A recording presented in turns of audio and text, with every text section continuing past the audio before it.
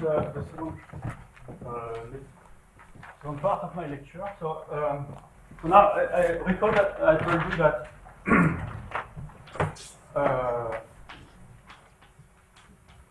we had two issues regarding Kahn's approach: uniqueness, and I said a word about it this morning.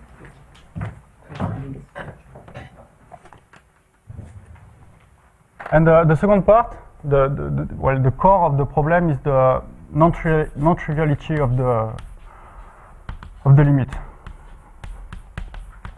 So I want to point out that it's difficult to have a general statement about non-triviality of the measure. So because it depends on an intricate way on the structure of K. So you have a concerning non-triviality. You have a. It depends on the relation between the kernel K, the structure of K,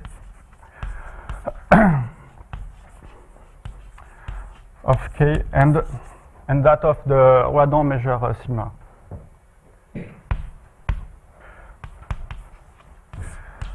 So I want to focus on a very specific case, which is when we will assume that.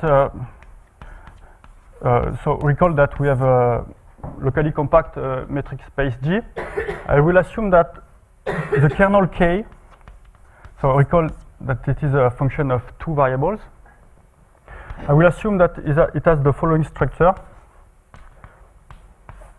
It looks like a log at short scale distances. So what is the log plus? This is just the truncated logarithm. So log plus of x is just the maximum of log x and 0. Okay. So as soon as your log becomes negative, you truncate it to 0. Okay. And G is just a bounded function over G.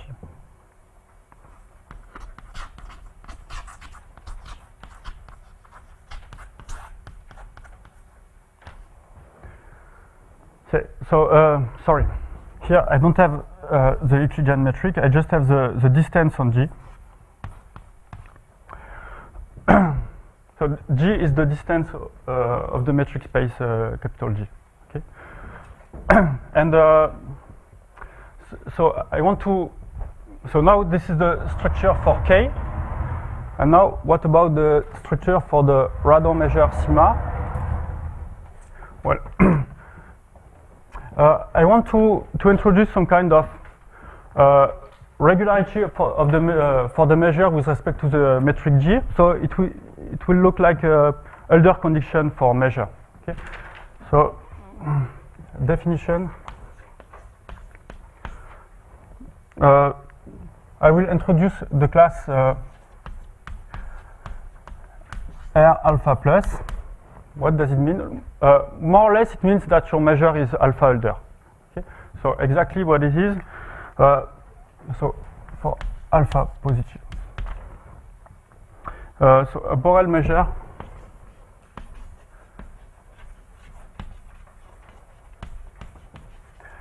sigma is said to be in the class R alpha plus.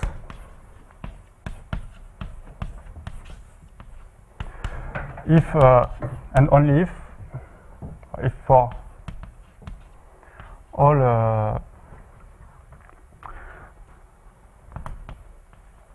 epsilon positive, you can find a compact set.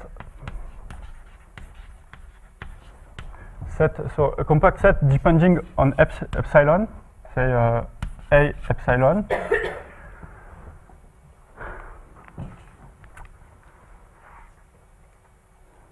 Well, there is delta positive and C positive, such that, so first, the measure of G minus your compact set is very small. Okay? So meaning this quantity is less than epsilon. Okay? So from the point of view of the measure, the compact set A epsilon is big. Okay? And the second condition, your measure is more or less older. I mean, if you take any open set O, this is less than the constant C times the diameter of the open set with respect to the distance T, okay? And to the power alpha plus delta for all open set.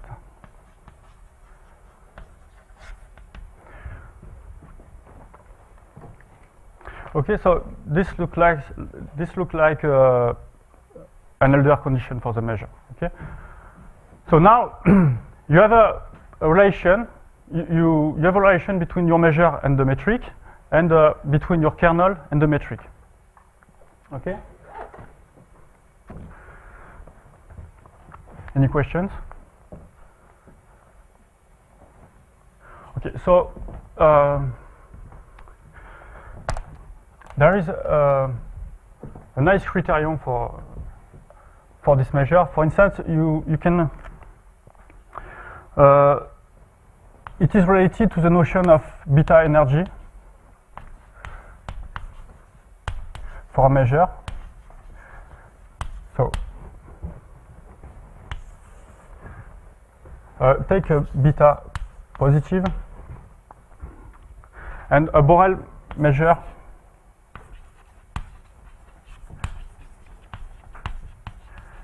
sigma on G is said to be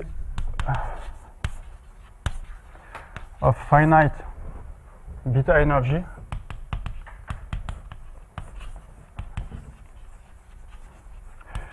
if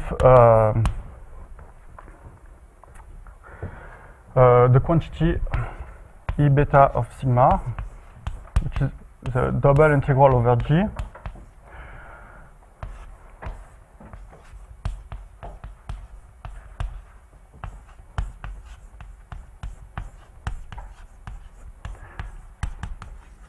so if you have this this energy integral finite, the measure sigma is said to be of a finite beta energy. And there is an easy exercise that you can check, that there is a relation between the notion of beta energy and the class R alpha. So, so if, well, remark,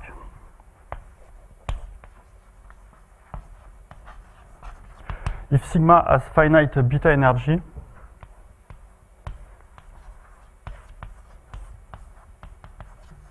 then sigma is in the class R alpha plus for all alpha less than beta. And conversely, if sigma belongs to the class R alpha plus, then the measure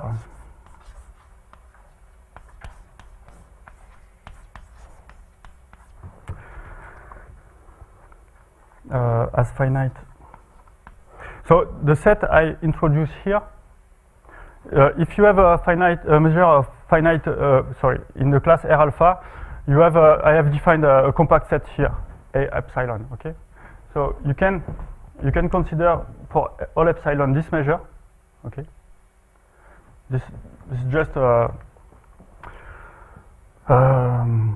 measure, your measure sigma times this indicator function, and this measure has finite beta energy,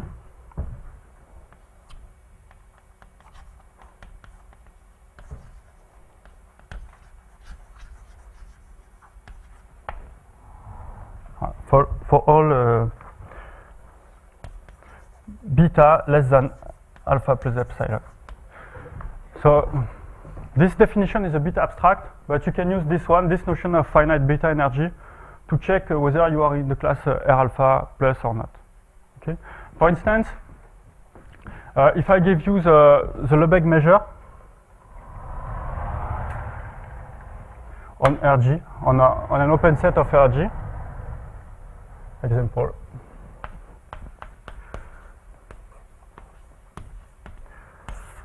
If you take sigma equal Lebesgue measure on G,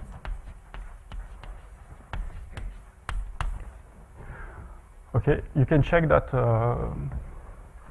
well, G compact.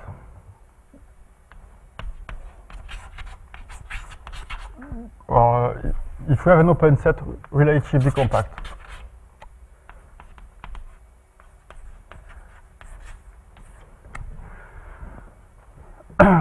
You can check that sigma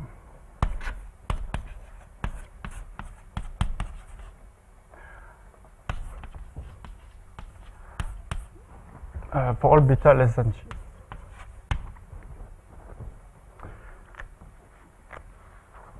Okay. Yes, an open set of RG which is well, bounded. Okay. Yeah. Oh, sorry. Yes, this is not.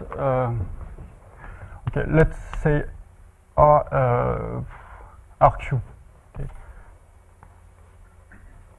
Yes, you're right. I have already the metric called G. So this is a subset of RQ, and okay. So now I'm going to state the main theorems in Kahn's paper, but let me first have a simple check to see what is the relation between this notion of finite beta energy and the structure of K. So just a simple check. Recall that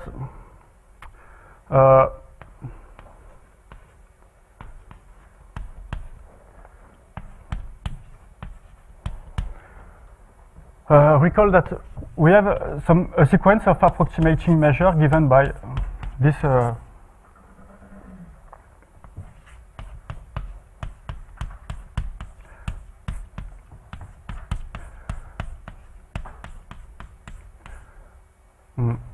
sigma gx. So this is just I'm not going to make a serious computation, just a very simple example to see what is the relation between all these notions. Okay, so we have this martingale which is positive, and we know that it converges almost surely.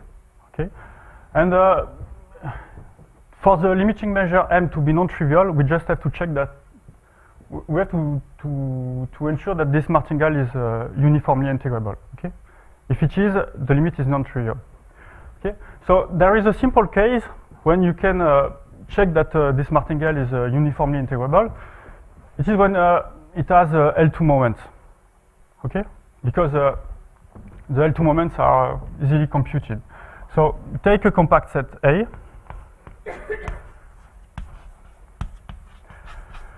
And we are going to check when this quantity is finite, is bounded independently of n. Okay, so here you just have this expectation to compute. The square is just the double integral. Sorry, I don't have any gamma here.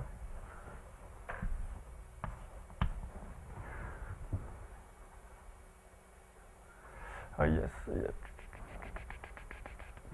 Okay. Sorry, I forgot to say something. Here I want to focus on the situation when the kernel K is given by this quantity. Okay, and observe that I have normalized the logarithm term here with a 1 in front of it. Okay, this is a normalization, but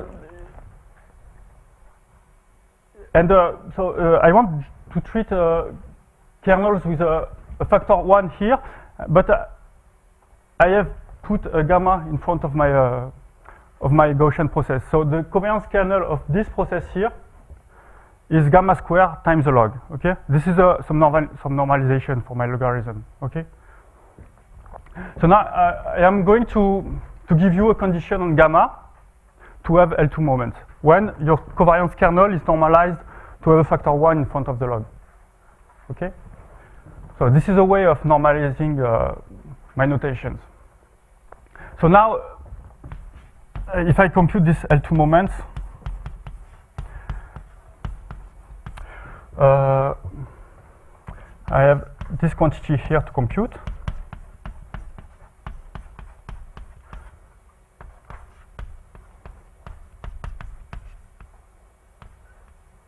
Well, this is xn of y.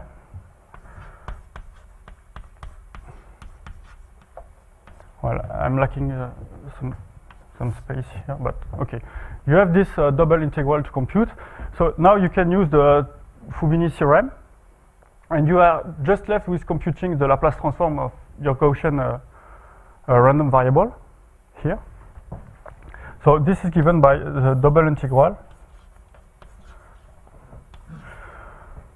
So here you have 1/2 of the expectation of the square of this quantity, and if you expand, you see that the square terms here will cancel with this one, and you just have the double product, which gives you gamma square log, gamma square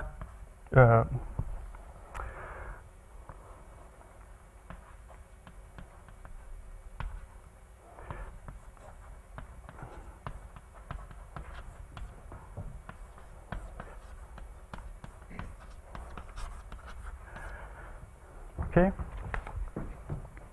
So now you know that this quantity here increases towards your kernel k. So you can estimate this quantity by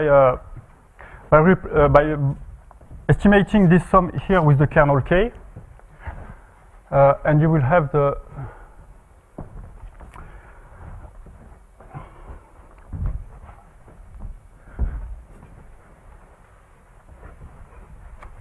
following estimate.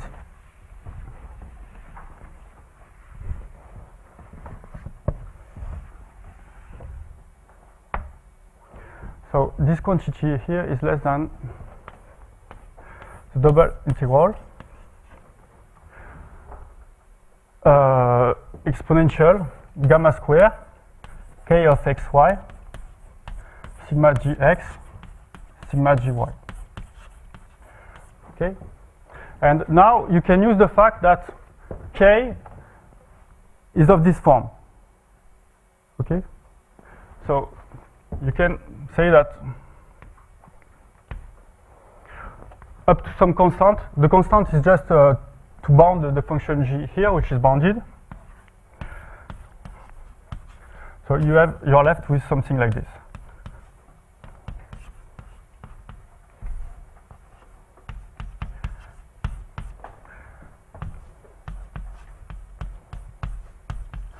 So, well, the exponential of the log gives you a power. So this is c times a double integral, something which looks like this.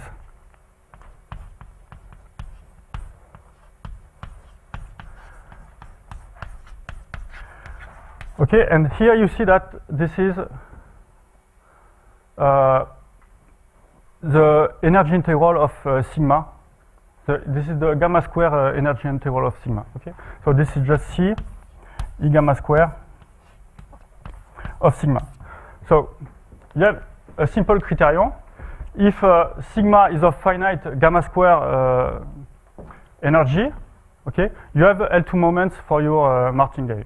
Okay, so this gives you the criterion e gamma square of sigma finite implies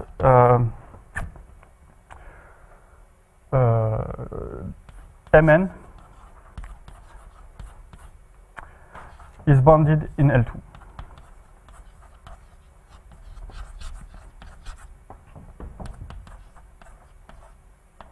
Okay, so the martingale is uniformly integrable, and the limit is non-trivial. This is a very simple example. This is the L2 theory. Okay, this is a very easy criterion. So now we have a much deeper result given by Kahn, because as you see, the L2 theory is very easy. But if you want to give an optimal criterion, the techniques are much more involved. So I'm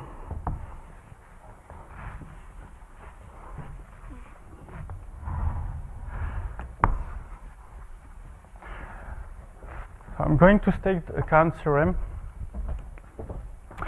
So theorem.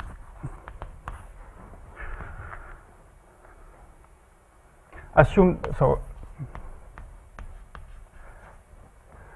assume K is of log type.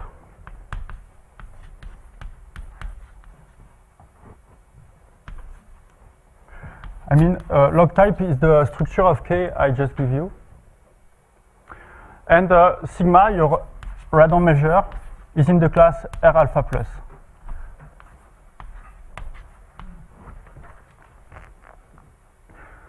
Well, for some alpha positive.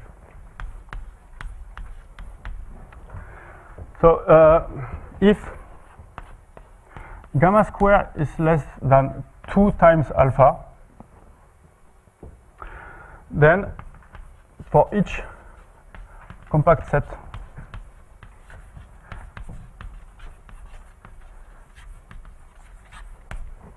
A, the martingale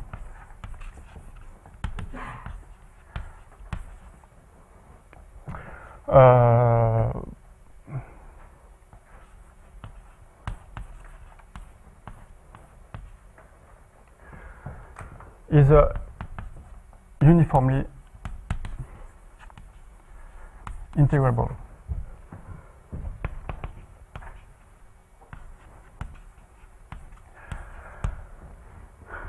So in my theorem, I assume that K is of sigma positive type, that I have a decomposition à la Kahn, okay, and Mn is the martingale I have constructed with the Kahn's approximations. Okay. So here you see that well, if you have just this condition, this is the L2 moment condition. And if you want to be, well, more or less optimal, you have this additional 2 factor here. Okay. Well, I don't know in great generality if this criterion is optimal. Kahn tried to study this. I want to show you that this condition is optimal when the sigma is the Lebesgue measure on an open set of RG. Okay. So I want to recall you. So I won't show you this theorem because the proof is a bit abrupt to begin with, but I just wanted to show you this easy computation to understand a bit what is going on there. Okay. Well, remark in that case, just a remark. You have the expectation of the limiting measure, which is called M, which is equal to sigma of A. Okay. So the limiting measure M is non-trivial, but if the Lebesgue measure, the sigma measure of A is 0, you may have some set which are of 0 measure for the measure M. Okay.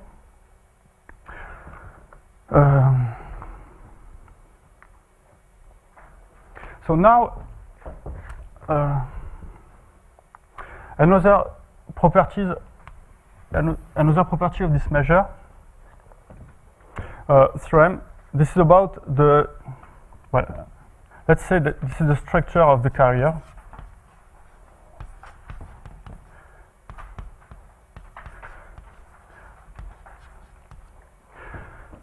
Well, the question is, you have, well, in that case, you have some random measures which are non-trivial, okay, but you want to know a bit more about the structure of this measure. Okay, there are some non-trivial objects here which you have renormalized by the variance. It wouldn't be surprising that this measure has some fractal properties in the end. So just want to state a theorem illustrating this point. So I will assume that the kernel, so we are still in this situation. Assume K is of log type. And the sigma is in the class R alpha plus for some alpha positive. If gamma square is less than 2 times alpha, then the limiting measure will also be in some class R something.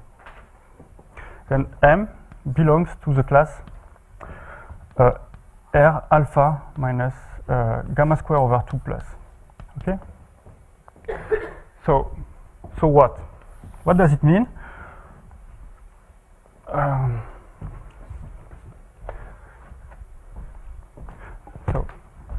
Well, this means that this measure has some kind of diffusivity properties.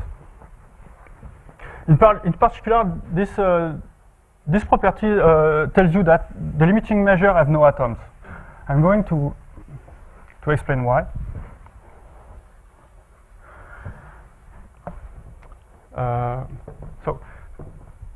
So you see, as the gamma square is less than 2 times alpha, this quantity here is strictly positive. Okay? So assume that you have this implies that M is diffuse. I mean, it has no atom, no direct masses.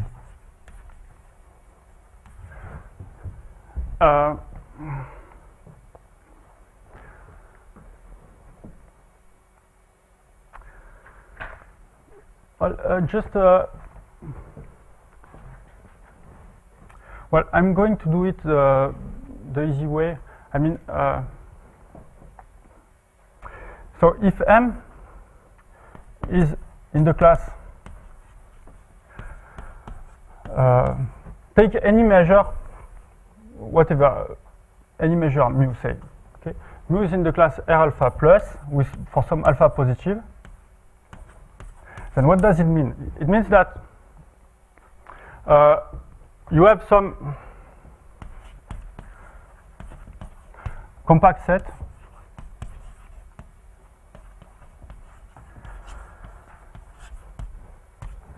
such that mu of G minus A epsilon is as small as we want, and mu of A epsilon enter O is less than C diameter. So you've got this property here, and I told you that the indicator of A epsilon times mu is of finite beta energy for beta less than alpha plus epsilon. Okay. So what does it mean? This means that this integral here is finite for some beta strictly positive.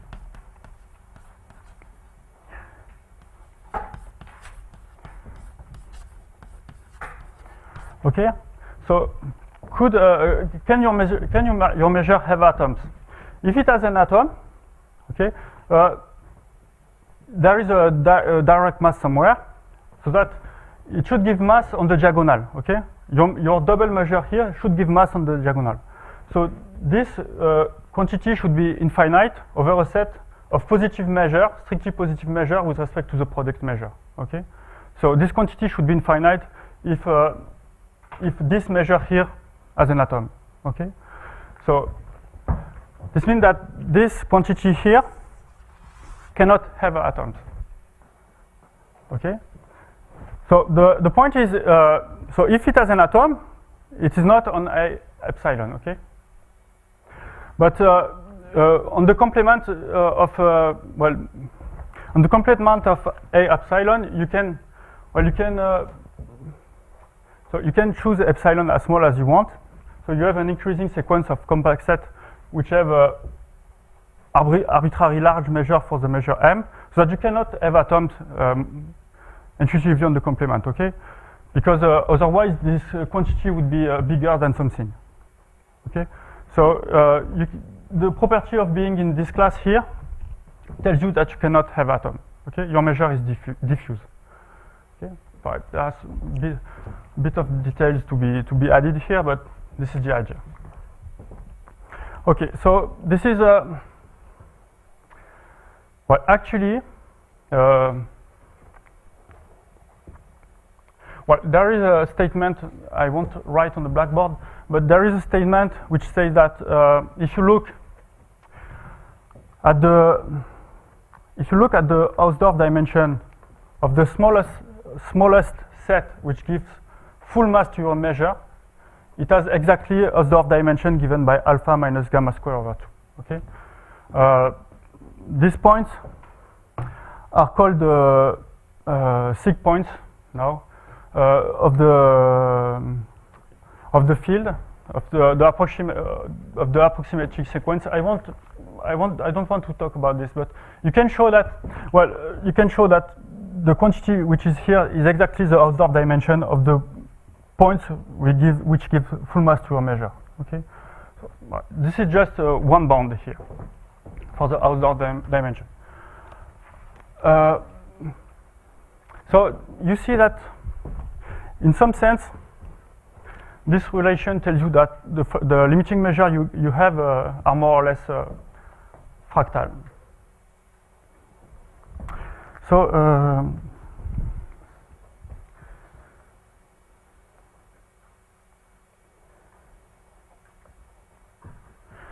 okay, now I want to focus on the Euclidean case.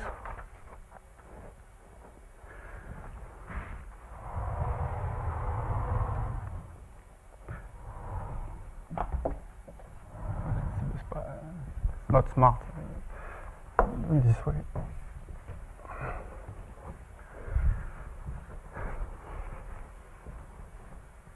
Well, okay.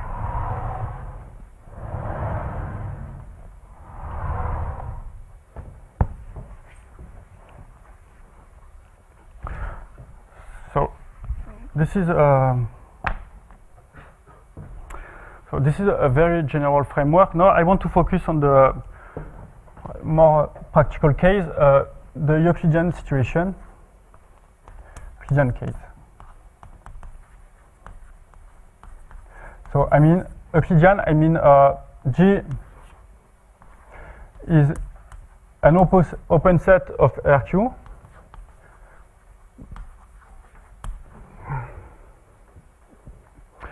equipped with the Euclidean distance.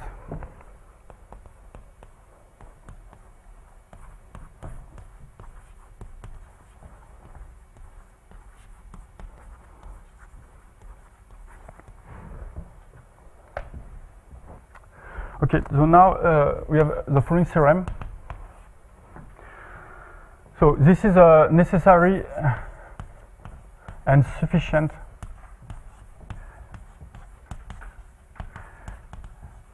condition of non-degeneracy.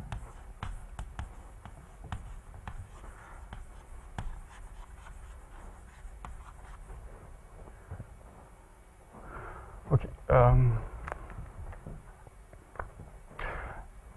Just one word. As you said that, as I said, the paper is in French, so I don't want to prove this theorem now because, as I said, they are a bit abrupt. I just want to illustrate the theory. I want to focus on examples, but I will add the proof in the lecture notes. So that if you are really interested, you can see the lecture notes with the details. Okay. So what happens in the Euclidean case? So take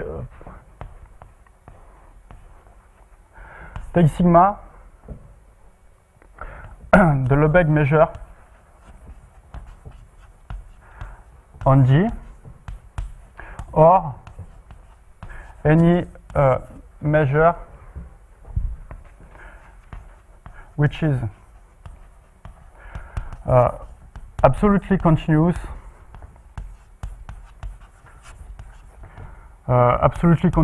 with respect to the Lebesgue measure,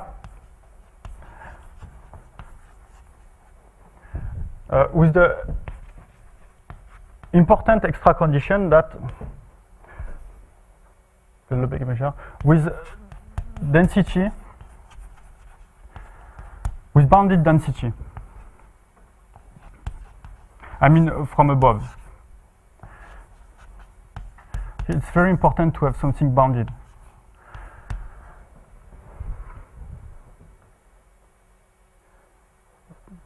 With respect to the Lebesgue measure with bounded density. Assume that K is of log type.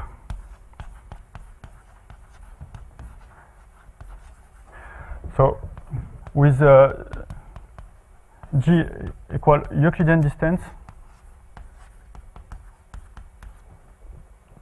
So I recall, this means that K is a kernel of sigma positive type.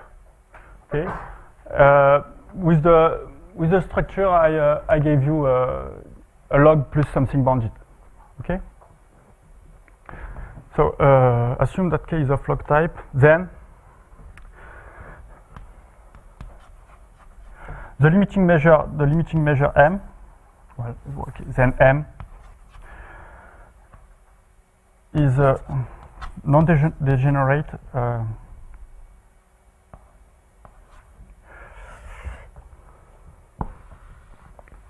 okay, then the sequence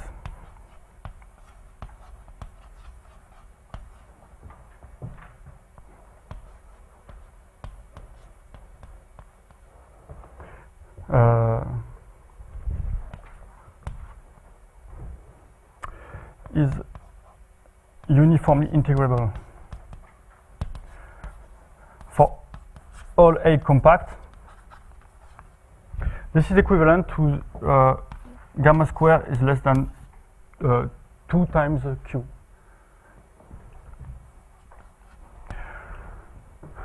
Okay.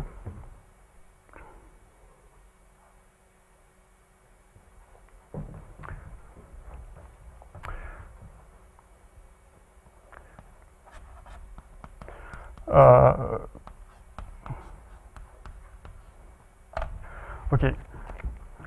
Well, if you have to take something which has a non-vanishing Lebesgue measure. Okay. Otherwise, Mn of A is obviously equal to 0. Okay. So it is obviously uniformly integrable. So you have to take a sigma of A. So the Lebesgue measure of A or this type of measure here. You have to assume that this quantity is non-zero. Okay? In which case, you can claim that this martingale here is uniformly integrable for all compact set A with a non-empty interior. Which this is equivalent to claiming that gamma square is less than 2 times Q.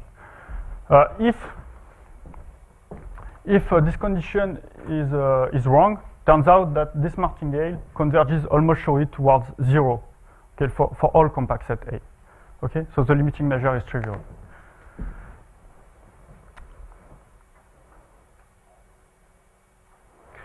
So you can find the proof in Kahn's paper, but there is another option.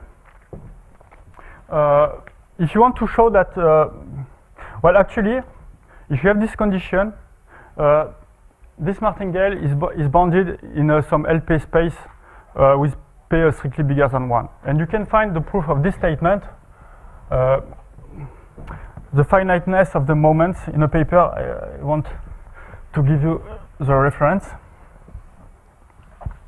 You can find the proof well,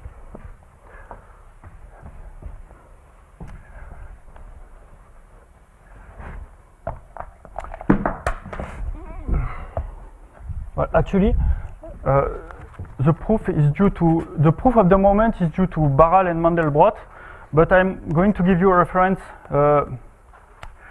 by Bakri and Musi. This is another proof, different of Kahn and specific to the Euclidean case. Okay. You can find a proof in Bakri Musi that you can find on arXiv. This is a more general context, but you can restrict to the Euclidean case. It's called log infinitely divisible.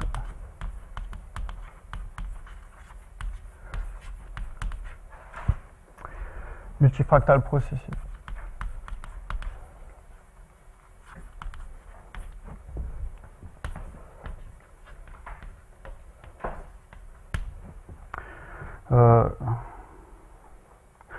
The communications in mathematical physics,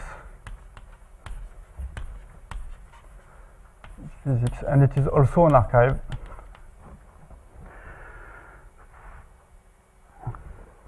Okay, you can find the paper with the title. Okay, so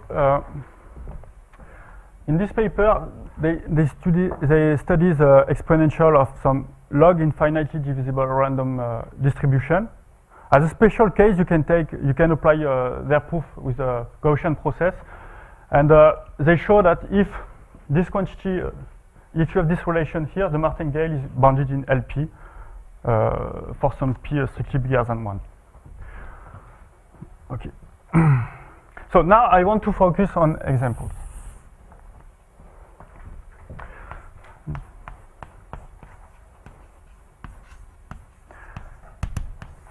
So I want to begin with a very simple example, so hence the name.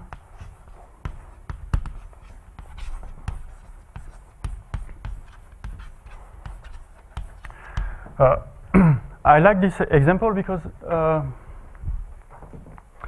well, the idea in this example is the idea underlying all the example, more complicated example I want to give you in the following about the GFF and the translationally invariant log correlated field.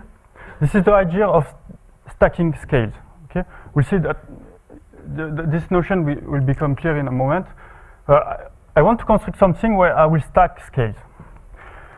So I just take, well, for instance, any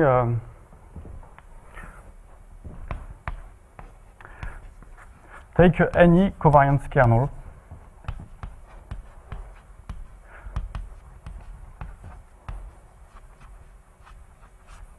of some continuous process, Gaussian process, continuous Gaussian process on RG.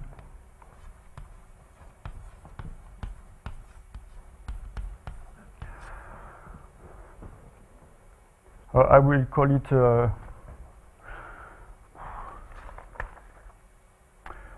maybe well, say K with a tilde.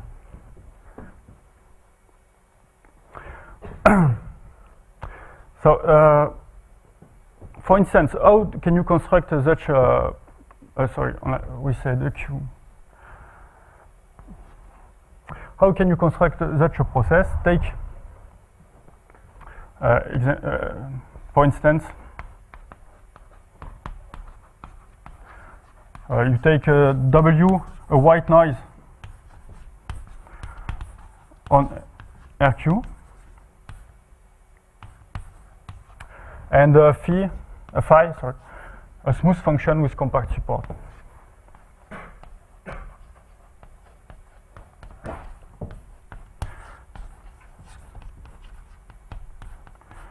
compact support.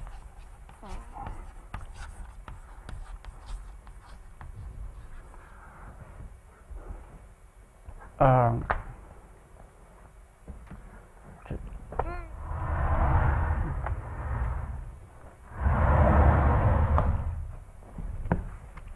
So how can you construct such a kernel?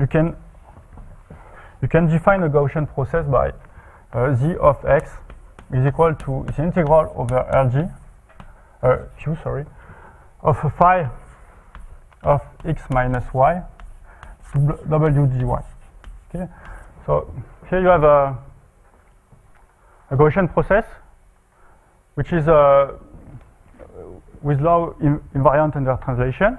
Okay, and well, if you compute the covariance kernel of z, you just have a k tilde which is a continuous positive, and even with compact support. Okay. So this is a way of constructing such a process. So now we will assume that that k tilde has some kind of regularity. So it decays faster than some power for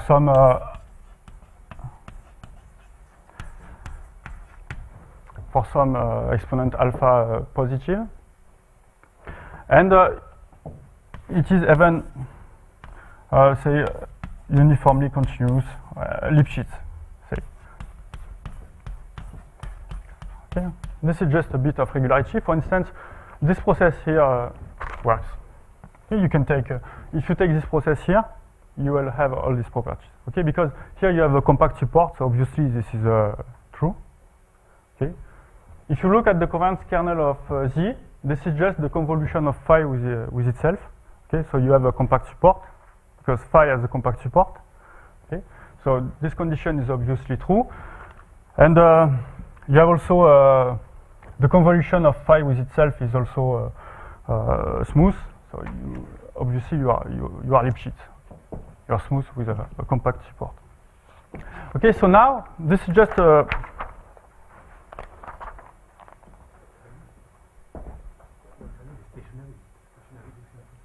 yes, it is stationary.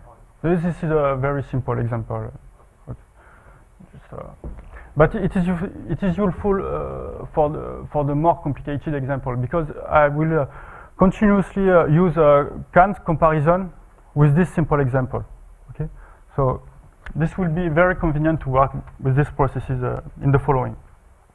So now I want to stack scales. What does it mean? It means that I will consider a sequence yk of Gaussian processes with the same law as z.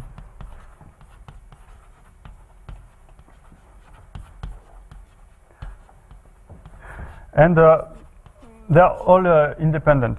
This is a sequence of independent processes. Okay.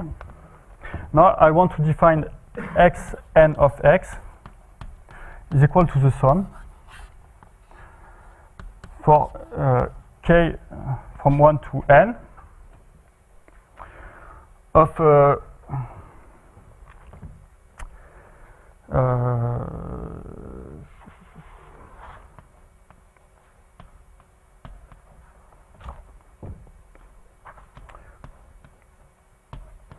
kx. Okay. So the idea is that I look at the same process but at different scales. Okay, I just rescale the space and I just rescale space and stack all the scales. Okay, and we see that this is a obviously this is something that looks like the thing we just seen. So let us compute the covariance kernel of this process.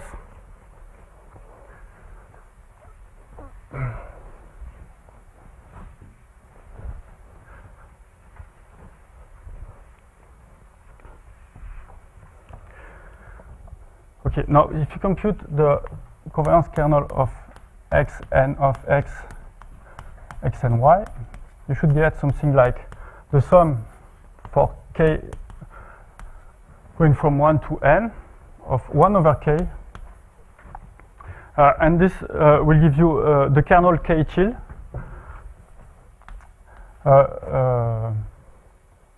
in kx, ky. Okay, where k tilde is the covariance kernel of z. Okay.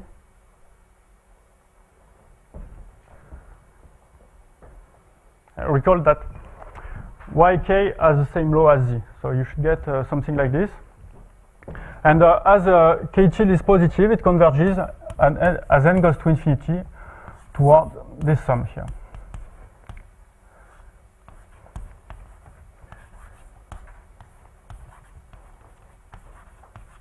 Okay, and this will be the capital K.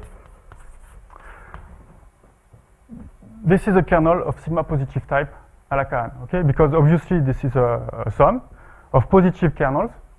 Okay, each kernel is associated to a sequence of independent Gaussian processes which are continuous. Okay, and all these kernels are positive. By construction, this is a covariance kernel which satisfies Kahn's assumptions. Okay.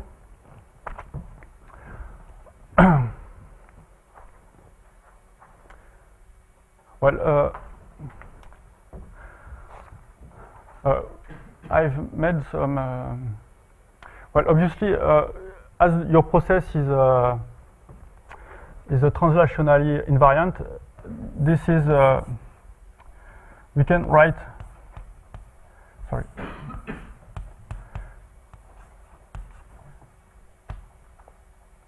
This is the same as considering the kernel applied to the difference here, because you are translationally invariant. Okay.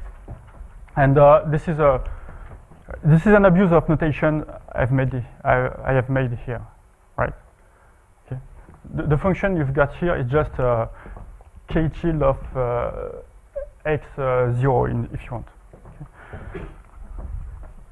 So now it's not obvious why this kernel here is of log type. Maybe. Okay.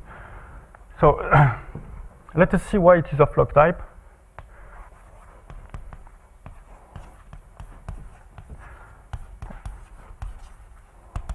So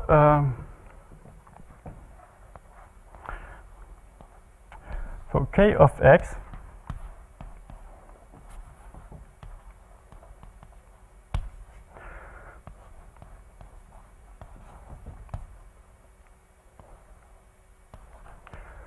I want to show you that this sum is of log type. So the thing is that the scales which contribute to the log term will be all the scales between for the index 1 and 1 over x. Okay, so I split my sum as a sum of two terms. The first 1 over x terms, k tilde of kx, plus the remainder.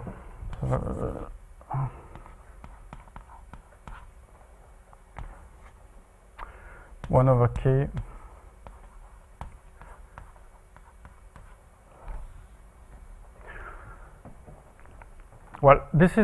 actually this is not hard to see that this sum is bounded, so you can check this, but I just want to give you an argument which is pretty much convincing.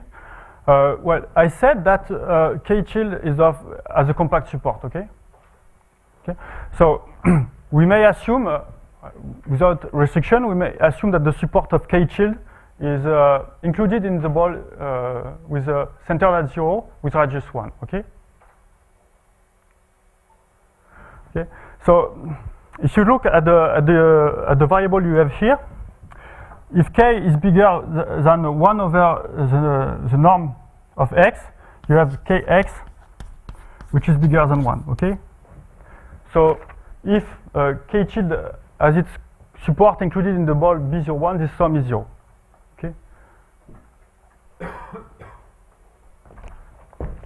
Are you okay with that? Okay. So this is a simple case where the sum is bounded, and otherwise you can use the GK here to show that this quantity is bounded. So the main interesting part is this one. I want to show you that this is a log. Well, actually, it's not very difficult.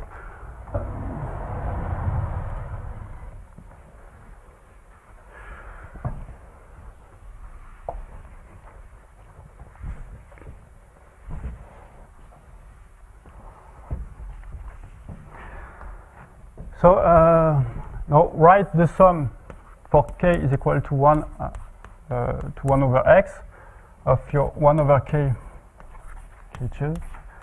of kx. Okay. Now I want to split this sum once again, because the thing is that when well, sorry, just something. I will take to normalize each, I will take k tilde.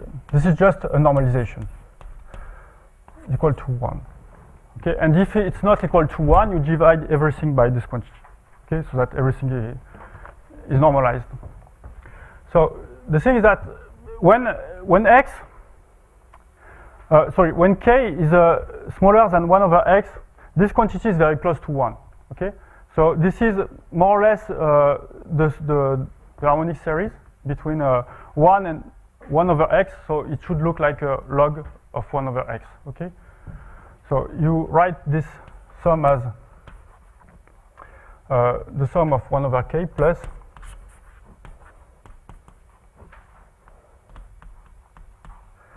1 minus k tilde of kx divided by k. So you know that this quantity is equivalent to log of 1 over x plus some bounded function. Okay, this is a standard exercise. Okay, and here you have the remainder, and you can easily show that this function r is bounded. For instance, you just compute the absolute value. This is less than the sum for 1 to 1 over x of the difference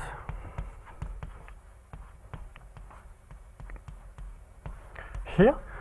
Now you have to evaluate this quantity, and you use this Lipschitz condition here. Okay, so this is less than some constant c, sum for k going from 1 to 1 over x of x. Okay, so this is just less than cx 1 over x. Okay, so this is bounded. Okay, so your kernel is indeed of log type, and you have a simple example where we have just stacked the same process at different scales. And I wanted to show you this example because in all the other examples, the situation is more or less the same. For instance, here, if you look at the Gaussian free field, this yk will just be the same as the eigenfunction of the Laplacian. Okay, if you remember Jason lecture this morning, you have an expansion along an orthonormal basis of H1, and this will be your the elements of your basis. Okay, this will play exactly the same part. This is just a bit more complicated, but so this is why this example is interesting, because everything is very simple to compute. And now we can, in the next lecture, we'll have some more elaborate examples, but if you keep this idea in mind, this will be more easy to understand. Okay? Thank you very much.